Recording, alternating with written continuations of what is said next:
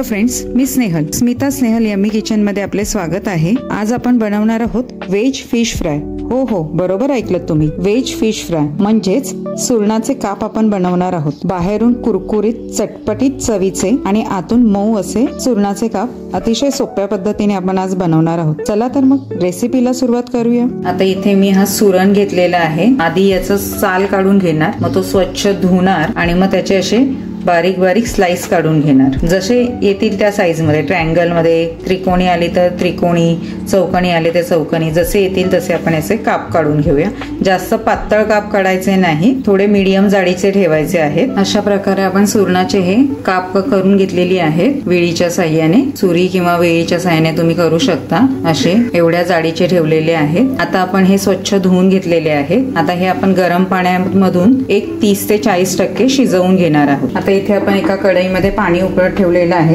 त्याच्यामध्ये आपण कोकम घालून घेऊया, एक 4 ते 5, आणि चवीप्रमाणे मीठ घालून घेऊया। आता पाणी छान उकळलं आहे, त्याच्यामध्ये आपण सुरणाचे काप घालून घेऊया। सुरण शक्यतो खवखवतो घशामध्ये, त्यासाठी आपण इथे कोकम घातलेला आहे। तुमच्याकडे कोकम नसेल तर तुम्ही लिंबू किंवा चिंच वापरलं तरी सुद्धा चालू शकतं। आता ह्या उकळत्या पाण्यात आपण एक 2 ते 3 मिनिटं फक्त हे सुरणाचे काप जे आहेत ते शिजवून घेणार आहोत। आता हे झाकून 2 मिनिटं आपण फक्त शिजवून घेऊया। हे आता 2 ते 3 मिनिटं झालेले आहेत। आपण सुरण काढून घेऊया पाण्यातून। आता आपण सुरण हा चाळणीमध्ये काढून घेतलेला आहे। त्यातलं कोकम आपण काढून टाकलेला आहे। कोकमाच्या पाण्यामध्ये आपण हा सुरण शिजवल्यामुळे आपल्या घशाला हा खवखवणार नाही।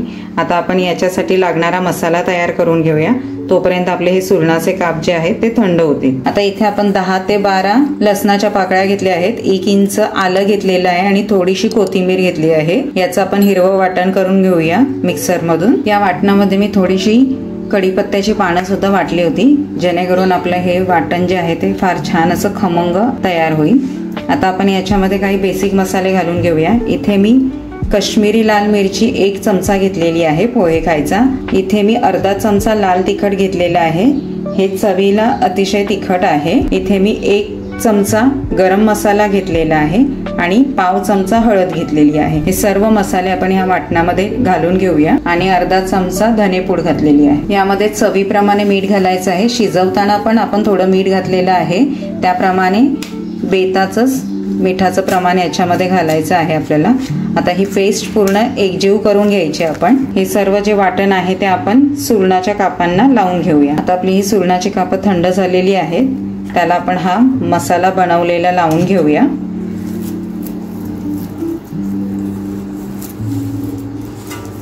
व्यवस्थित प्रत्येक सुरणाला लावून घ्यायचा, मागे पुढे जसं आपण फिशला लावतो त्याप्रमाणेच असं सगळीकडे लावून घेऊया। अतिशय खमंग असे छान चवदार आपले हे सुरणाचे काप तयार होतात ह्या मसाल्यामुळे। अशा प्रकारे सर्व मसाला लावून घेतलेला आहे आपण कापांना। आता हे काप आपण झाकून 15 ते 20 मिनिटं छान असे मुरण्यासाठी ठेवून देऊया।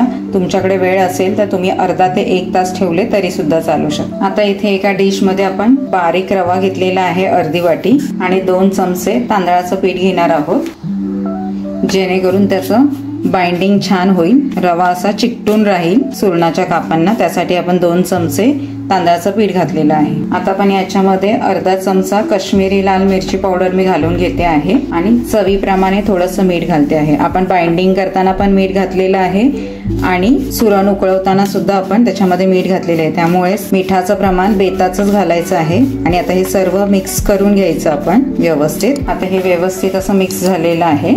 आता आपले सुरणाच्या कापाला सुद्धा 15 ते 20 मिनिटं झालेले आहेत। आता ते व्यवस्थित आपण रवा आणि तांदळाच्या मिश्रणामध्ये घोळवून फ्राय करून घेऊया। आता इथे आपण एक एक काप असे व्यवस्थित त्याच्यामध्ये घोळवून घेऊया, अशी एका बाजूला लावून ठेवूया। एकत्र घोळवून ठेवले ना म्हणजे आपल्याला तव्यामध्ये घालायला बरं पडतं। अशा पद्धतीने आपण दोन्ही बाजूने व्यवस्थित हे कोट करून घेऊया। अशा प्रकारे आपण काही सुरणाचे काप व्यवस्थित असे कोट करून घेतलेले आहे। आता इथे मी तवा गरम करत ठेवलेला आहे। आता त्याच्यामध्ये मी 1 पळी तेल घालून घेणार आहे। व्यवस्थित असं तेल छान असं गरम करून घेणार आहे। आता तेल आपलं छान असं गरम झालेलं आहे। गॅस मीडियम ठेवायचा आहे आणि त्याच्यामध्ये आपण हे एक एक काप जे आहे ते घालून घेऊया। फास्ट गॅसवरती आपल्याला हे फ्राय नाही करायचे, मीडियम गॅसवरती लो टू मीडियम गॅस आपण ठेवायचा आहे, जेणेकरून आपली कापं जी आहेत ती छान अशी क्रिस्पी होतील. जेवढी बसतील तव्यामध्ये तेवढी आपण कापं घालून घेऊया व्यवस्थित अशी. आता आपण ही 2 मिनिटं एका बाजूने आणि पुन्हा 2 मिनिटं दुसऱ्या बाजूने फ्राय करून घेऊया. आता 2 मिनिटं झालेले आहेत. सर्वात आधी आपण मध्ये जे घातलेले कापं होती ती उलटून घेऊया, कारण की त्याला जास्त हीट लागते त्यामुळे.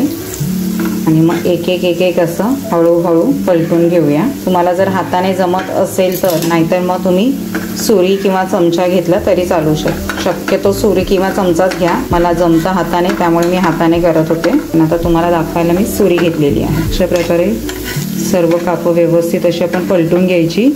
आणि आता अजून 2 मिनिटं आपण ही कापं जी आहे ती व्यवस्थित अशी फ्राय करून घ्यायची आहे. आता इथून पण 2 मिनिटं झालेले आहेत. आता आपले सुरणाचे काप शिजलेत हे कसं ओळखायचं, तर एक सुरी घ्यायची आणि त्याच्या मध्यभागी घालून बघायची. ती पटकन आत जाते, याचा अर्थ आपले सुरणाचे काप जे आहेत ते व्यवस्थित असे शिजलेले आहेत. आता आपण हे काढून घेऊया. अशा प्रकारे आपले हे सुरणाचे काप तयार झाले आहेत.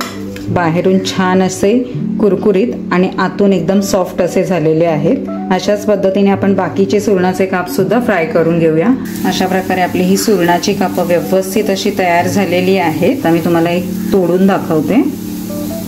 किती छान असा आपला हा सुरणाचे काप जो आहे हा शिजलेला आहे. खूप छान असा चवीला लागतो. आतून मऊ आणि बाहेरून कुरकुरीत असा हा सुरणाचा काप तयार होतो. अशा प्रकारे अतिशय खमंग अशी आपली ही सुरणाचे काप तयार झालेले आहेत. तुम्हाला माझी ही रेसिपी आवडली असेल तर please like, share and subscribe करायला विसरू नका. धन्यवाद.